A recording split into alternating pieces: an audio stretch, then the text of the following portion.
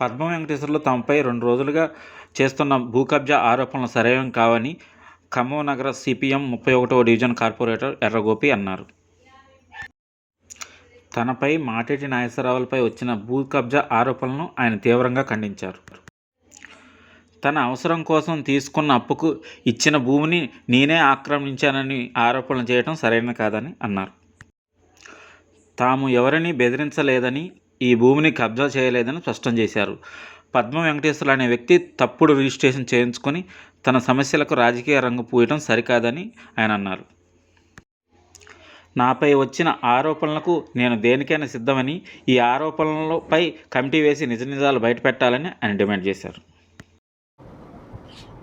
పద్మ వెంకటేశ్వర్లు నేను భూ కబ్జా చేసినని చెప్పి చెప్పడం జరుగుతుంది. అసలు భూ కబ్జా అనేది ఎక్కడ, నేను 25 ఏళ్ళు నేను చేయబట్టి భూ కబ్జా అనేది ఎక్కడ జరగలేదు. మరి ఆయన భూ కబ్జా అంటాడు. భూ కబ్జా ఎక్కడ జరిగింది? పత్రికా విలేకరులు అందరూ రావాలి, అందరం పరిశీలిద్దాం. నిజంగా జరిగిందా జరగలేదా అనేది మీరు కూడా చూద్దరు. రెండోది, ఆయనకి మేము వడ్డీకి డబ్బులు తీసుకున్నాం.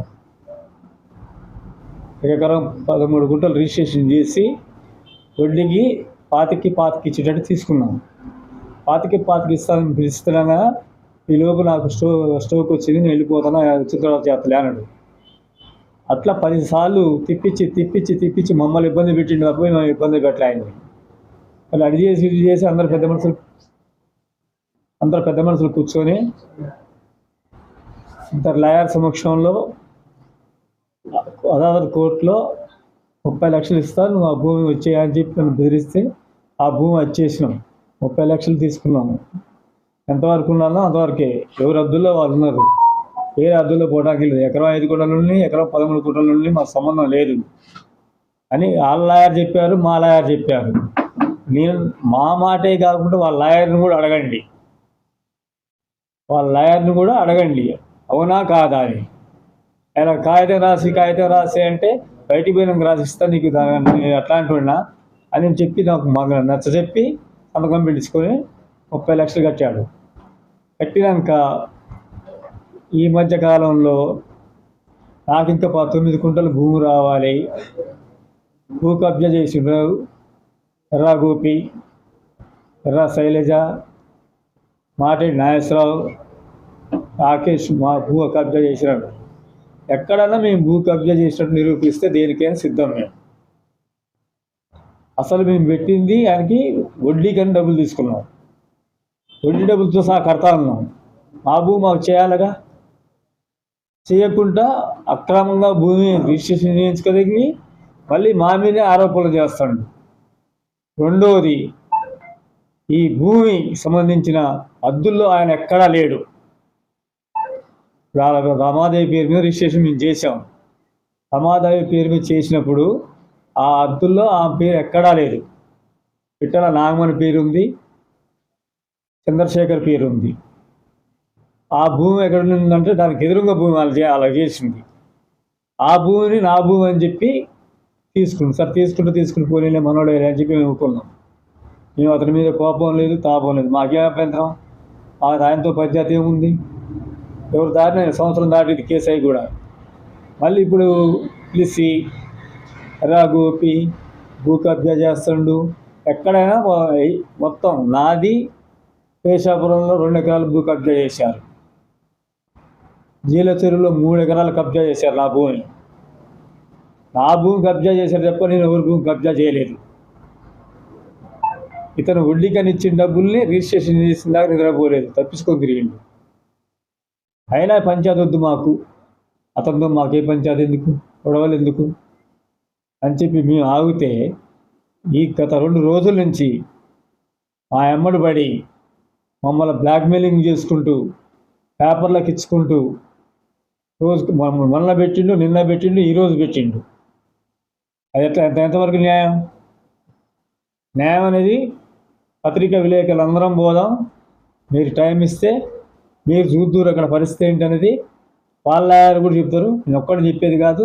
మా లాయర్ చెప్తారు, ఆ లాయర్ చెప్తారు. ఇట్లాంటి వాటి తప్పుడు ప్రచారం నిర్వహించి మమ్మల్ని బ్లాక్మెయిలింగ్ చేస్తాడు తప్ప మేము అతను బ్లాక్మెయిలింగ్ చేయలేము. సంవత్సరం క్రితం అయిపోయిన భూమికి ఇప్పుడు బ్లాక్మెయిలింగ్ చేస్తే నాకేం అవసరం? సంవత్సరం అయిపోయింది కదా, రిజిస్ట్రేషన్ అయిపోయి కూడా ఎందుకని చేస్తారు? ఎవరు బెదిరిస్తారని చేస్తాడు? ఆయన బెదిరించడం చేస్తూ ఆయన భూ అనేది అక్కడ లేనే లేదు. పోదాం బాడి సరిహద్దులు చూద్దాం. హద్దులు ఉంటాయి కదా భూమికి, ఎకరం 13 గుంటలు హద్దులు ఉంటాయి కదా, ఆ హద్దులలో ఈయన ఎక్కడైనా ఉన్నాడా? హద్దులలో ఉన్నాడా? ఏ భూమి ఆయన పేరు ఎక్కడైనా ఉందా? ఆయన భార్య పేరు ఎక్కడైనా ఉందా? హద్దులలో చూద్దాం. మీరు కూడా చూడండి సార్, మీకు కూడా వ్యాపారిస్తాం చూడండి. రెండోది, మాకు చెప్పకుండానే మేము 2 నెంబర్లు ఇచ్చేసినాం.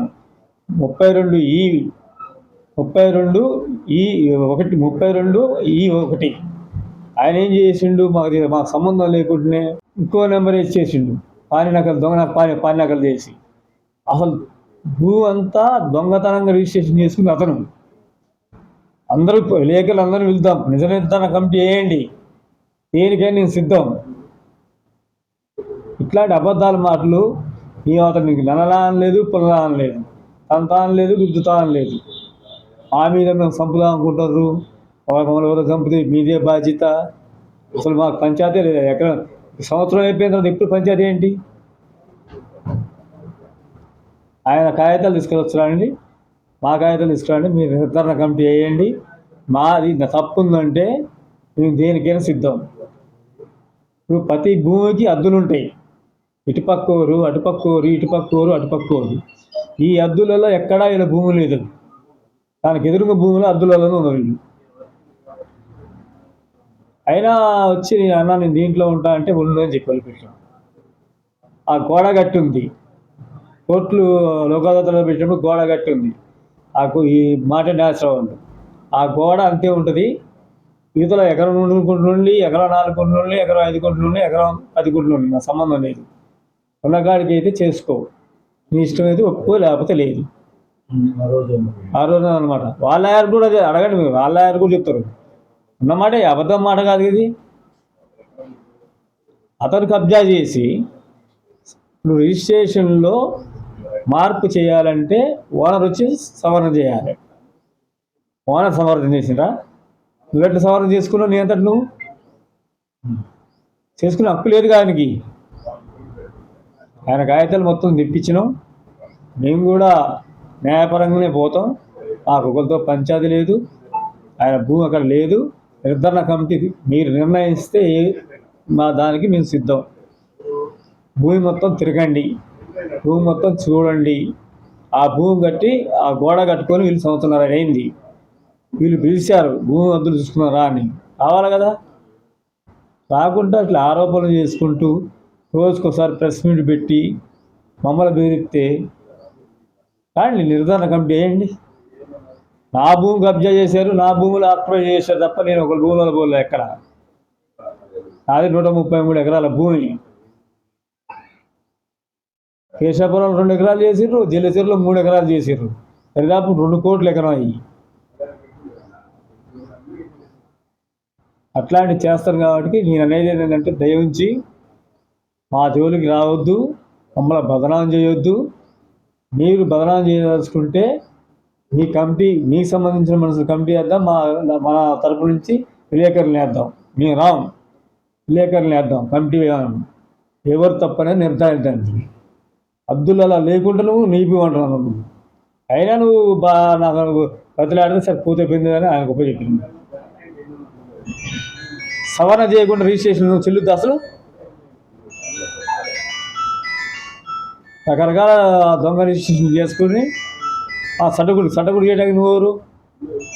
నీకు డబ్బులు నీకు కడతాన్నాగా, నేను కడతానప్పుడు నువ్వు తీసుకోవాలిగా. తీసుకోకుండా అలా ఆయన నుంచి వెంకటేశ్వర తీసుకుంది, వెంకటేశ్వర నుంచి వాళ్ళ బామర్దికి వాళ్ళ సటకుడికి చేసిండు. తప్పంతా ఆయనకి ఉంది. ఆ పేపర్ విలేకరులకి అందరికి కూడా 2 రోజుల్లో కాగితాలు కూడా మీకు కూడా అప్పచెప్తా. చూడండి, మీకు కూడా చదవండి. న్యాయం ఏది ఉంటే చెప్పండి, మీరే చెప్పండి. నేను వేరే వాళ్ళని కోరుకోవట్లే, వేరే వాళ్ళతో మాట్లాడట్లే. మన కమిటీ నుంచి, విలేకరుల కమిటీ నుంచి ఒక కమిటీ వేయండి. నేను రాను కూడా రాను, మొత్తం మీరే చేయండి అక్కడ. రోజుకోసారి, నిన్న, మొన్న, ఈరోజు. అంటే ఎవరు బెదిరిద్దామని? బెదిరింపులు కరెక్ట్ అయితాయా?